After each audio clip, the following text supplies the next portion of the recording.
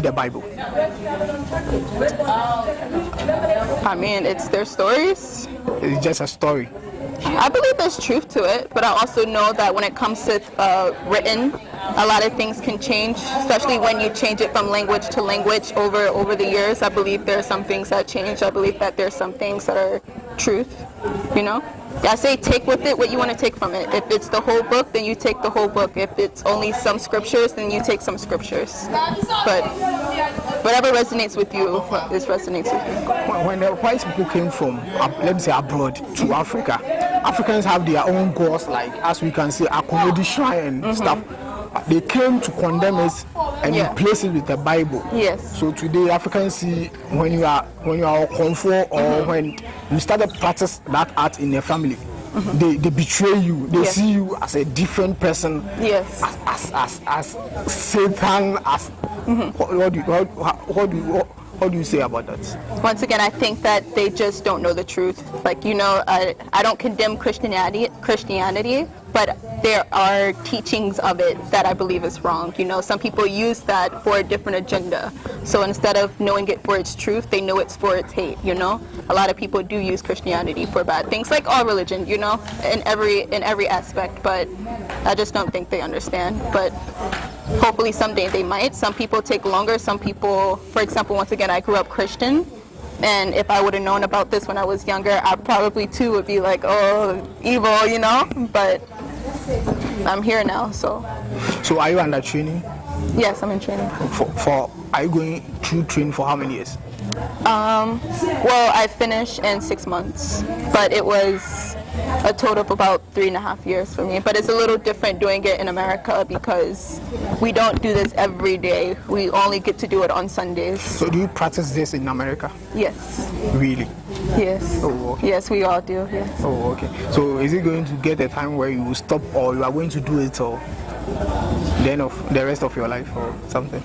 Are you going to stop being a comfort? No. You are not? No. You are not going to stop? No, I don't think you can ever stop. The Bosun will never leave you. So there's no stopping. You feel comfortable being a comfort? What? You feel very comfortable being a comfort? Yes, I do.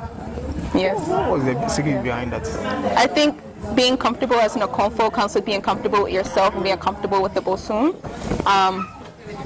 Yeah, and it's a journey. At the end of the day, a comb is a conversation. A comb is life. A comb is just learning oneself, learning the Bosun, learning people around you, learning your culture. So if you like that, if you love that, you will love being an Okonfo. We don't want to spend much of your time. I think this evening you have a special program, so after that, we'll put it. Nana, you are welcome to PACO TV. Thank you. Is it your first time coming to Ghana? This is my 3rd time coming to Ghana this year. Wow. And you came all because of the Yam Festival? Yes. How do you see Ghana? Ghana is home. From the time you step off the airport and you see the Akwaba sign, you feel welcome. You feel like you're home. It's, for me, coming from the States, it's like it's a connection. It's like finally putting your feet to where you are supposed to be. Are you comfortable in Ghana? Do you feel comfortable? Yeah, I'm very comfortable in Ghana. So my friends at home say maybe I'm too comfortable in Ghana. Oh, really? Yeah. Oh, wow. So today is the 3rd day of the Yam Festival. Yes. So far, so good. How was the experience? It's been amazing to watch the people come from all over, everywhere, to come to our home, because I consider Obertima my home. To have people come from all over to watch the Bosun display. It's amazing to see. Oh. How long have you been into the Akom? I came into Akom 2018, and then I went into training as Okonfo in 2020. I graduated in 2022 here in Ghana. Wow. I heard you are an ordained Christian. I am. Yes. Cross carpet. Yes. What's happened? I still am, because in the States, once you are ordained and licensed, that's what it is. I became an ordained minister in 2012, and then while going to church, serving as a minister, shouting, dancing, speaking in tongues, all those things. But I started to feel like something was missing.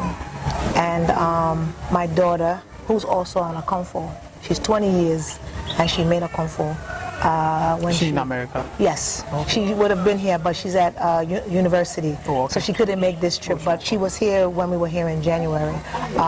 She went through, and I hope I'm saying this right, Brago. Sure. So she went through Brago, and that was our introduction into Akom life, by her going through Brago. Wow. So if you compare the Akom and the Christianity, what's the difference? You know, the debates is very interesting. People say, you will hear a lot of Christians say, oh, you know, they call us fetish priests, they call us different names or whatever, right? But there's really not much difference if you think about it. Like for us, Akom is a lifestyle, it's our way of life, it's how we dress, it's the foods we eat. As Christians, Christianity is supposed to be your lifestyle, right? When you're in church, people they pray to God Almighty. We as a Akomfo, we pray to God Almighty. As a Christian, depending on the type of church you go to, if you go to a Pentecostal church, the church I came from was Pentecostal, you speak in tongues, you feel the Spirit, you speak in tongues. As an Akomfo, if I feel the Spirit, I will bring my spirit. I'll display, except for the display is on the outside, the bosom display on the outside. If you're a Christian, you display on the outside by speaking in tongues. So there's a lot of similarities, and I feel like the comparison is because this is what we were before they brought us to another place to tell us what we should be. And I really believe that a lot of the tenets and a lot of the backgrounds of Christianity is things that we are doing as a comfort, things that we're doing in Akom that has been way before the 2,000 plus years of Christ. We were doing those things here before they came here and took us to this place called the so-called America. So I think that if people would not be so judgmental, they would see that we're more alike than we're different.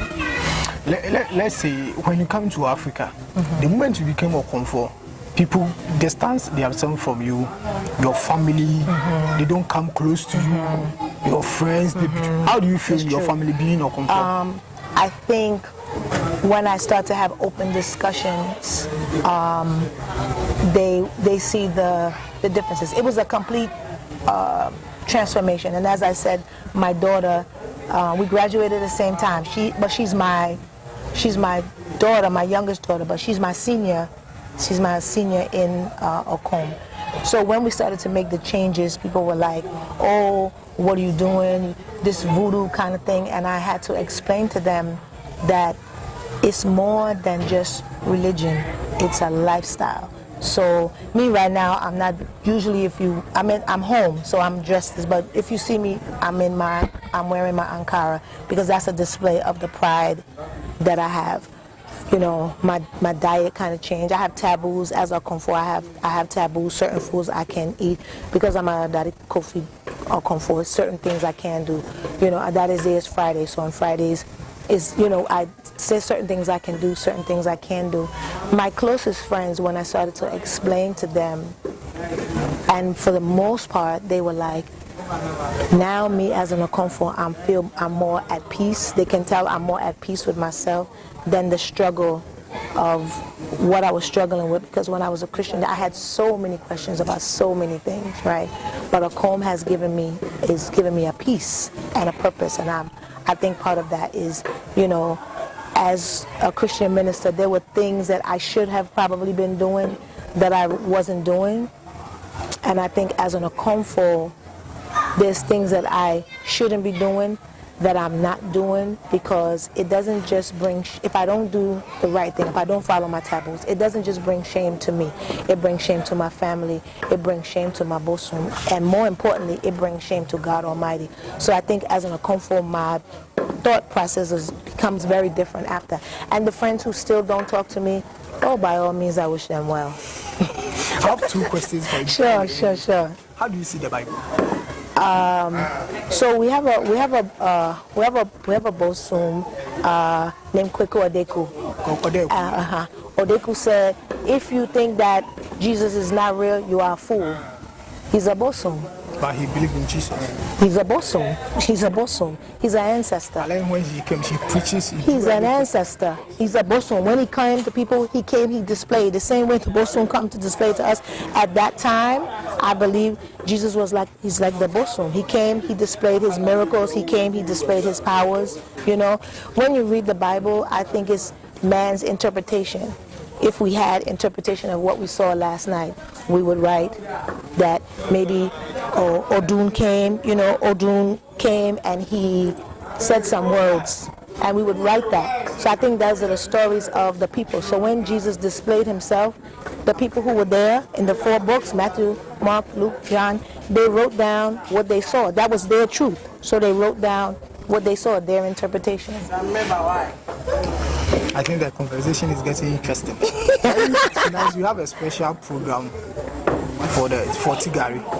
So after the program, we will come again and ask you the experience you had. Absolutely. So your last comments. Akom is life. Akom is the art of possession. Akom is tradition. Akom is anything you need Akom to be. Akom can be all those things that you need it to be. If you first open your heart to allow those things, to allow the transformation and things to take place, Akom will. So do you have shrine in America?